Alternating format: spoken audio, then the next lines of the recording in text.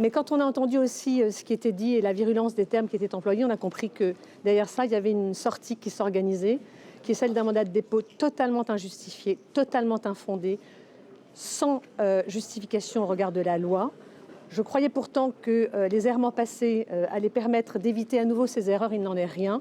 Aujourd'hui, évidemment, nous faisons appel pour Bruno Lafont. Nous déposons aujourd'hui même une demande de mise en liberté.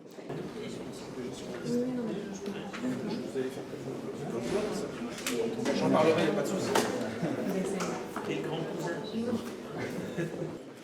La décision qui vient d'être prononcée est une décision spectacle qui n'a aucun sens. Pendant 4 heures de lecture de décision, le tribunal n'a pas fait état d'un seul des arguments de défense.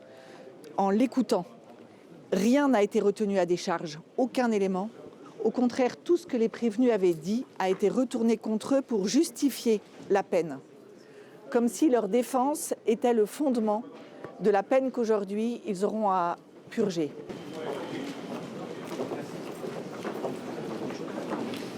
C'est avec beaucoup d'émotion et de gravité qu'on reçoit cette décision qui nous a semblé être à la hauteur de la gravité des faits et que le tribunal a bien rappelé que c'était par cynisme et par profit personnel et pour l'entreprise que ces actions ont été faites.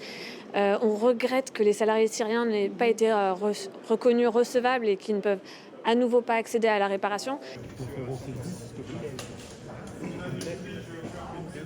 C'est un avertissement monumental envers la communauté entière des multinationales qui tirent profit des situations de conflit armé à travers le monde.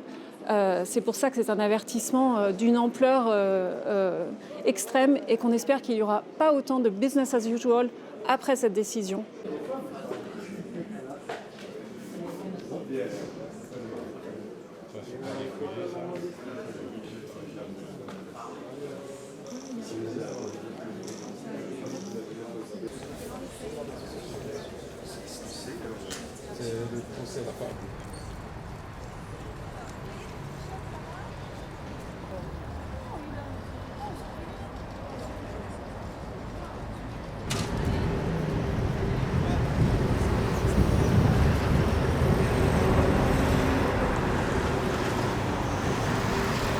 For more such videos, subscribe to the NewsX YouTube channel, hit the bell icon.